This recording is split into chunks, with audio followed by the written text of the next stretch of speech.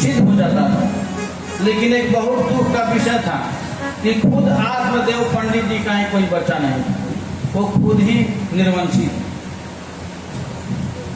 खुद आत्मदेव ब्राह्मण जी के घर में ही गाय दूध नहीं देती, उसके सारे बछड़े मर जाते। स्वयं आत्मदेव ब्राह्मण जी के घर में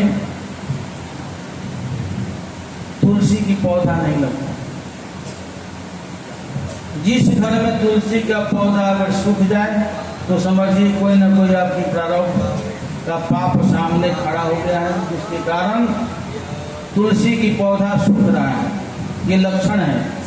जिसके घर में गौ बीमार हो जाए, बार बार दूध में खून आने लगे, या गौ खरीद के लाइए, भैंस खरीद के लगाइए और साल 6 महीना में ही मर जाए, तो सोचिए कोई ना कोई आपका प्रारब्ध का पाप सामने खड़ा हो गया है। इसलिए घर में कोई सत्संग, पूजा पाठ, यज्ञ अनुष्ठान साल में 1-2 बार जरूर कराना चाहिए, ताकि हमारा किया हुआ कुकर्म उससे स्वाहा स्वाहा स्वाहा हो जाए।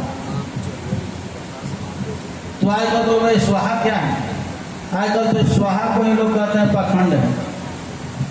इस सिमरन को ही लोग बोलते हैं क्या फालतू काम कर रहे हो।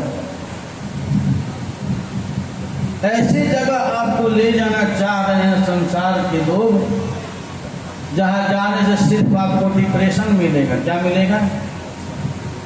एक नया शब्द आ गया, डिप्रेशन। अपने आप में ही खो जाना।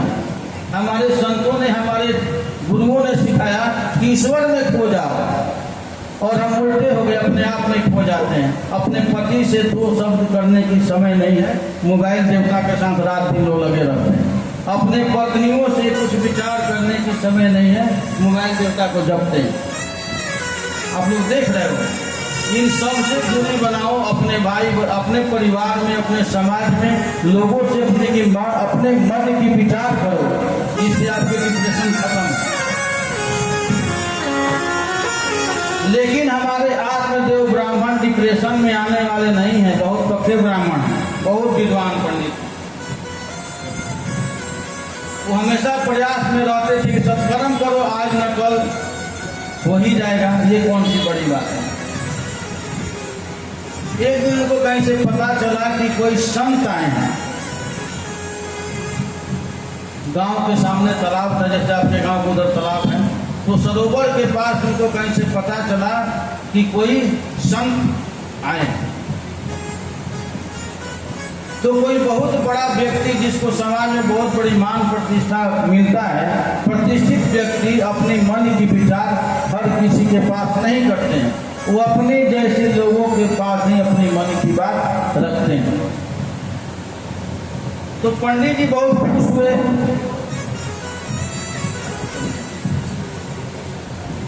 पंडित जी ने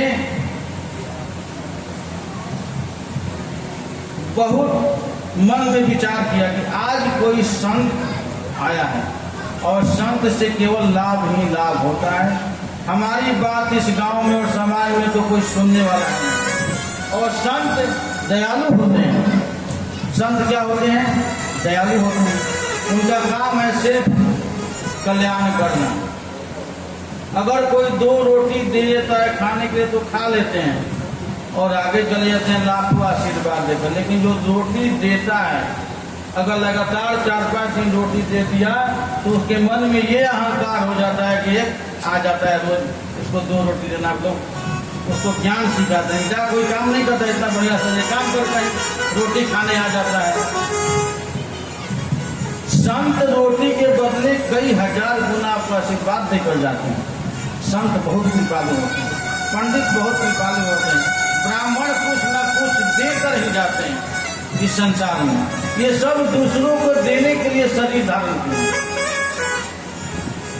आत्मदेव ब्राह्मण बहुत ज्ञानी है। संत की बात को सुन करके बहुत, आज संत हमारे लिए इस गांव में आए हैं। मन में सोचे कि आज ये संत हमारे लिए इस गांव में आए।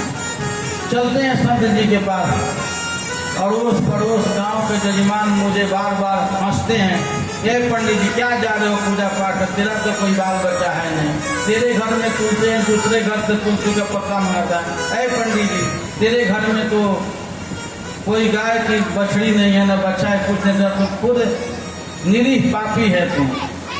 पर पंडित जी क्या करें, तो ईश्वर के हाथ में है, अपना शंख बजा के चुप होकर निकल जाते हैं।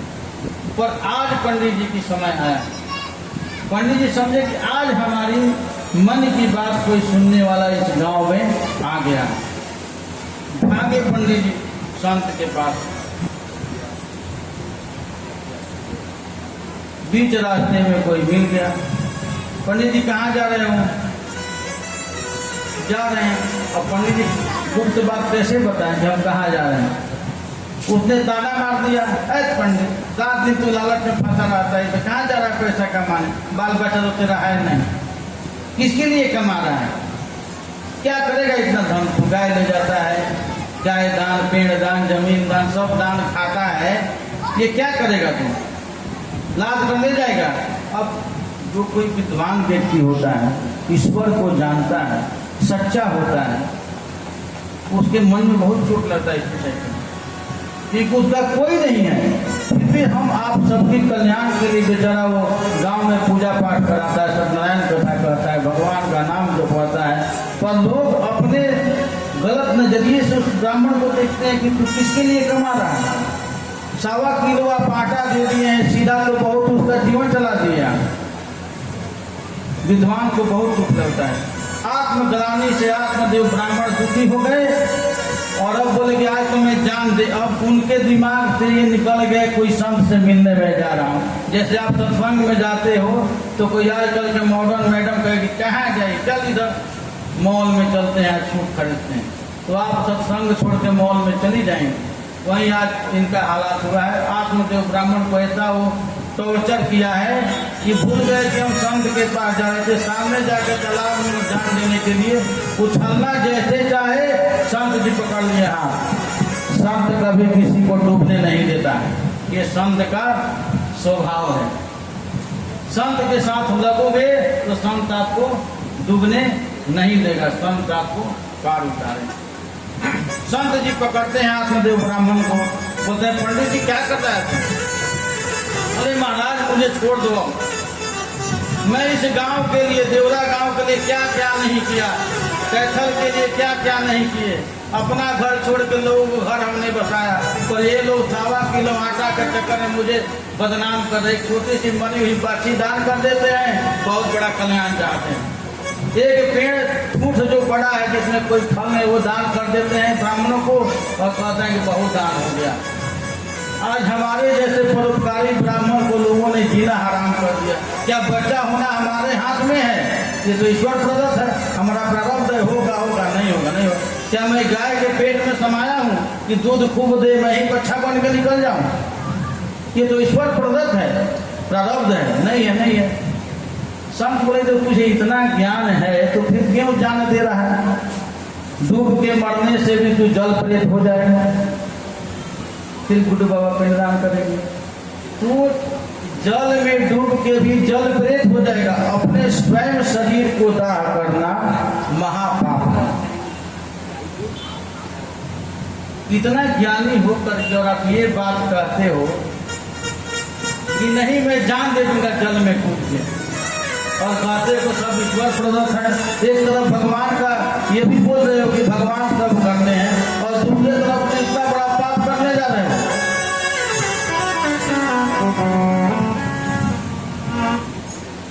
तो क्या करें आप ही बताइए। कोई व्यक्ति बहुत शांत को भी रिस्पेक्ट देना छोड़ देता है, अपने पिता को ही डांटने लगता है। जब बुद्धि काम नहीं करता है तो इंसान झल्ला उठता है। तो आप बोलो ना हम क्या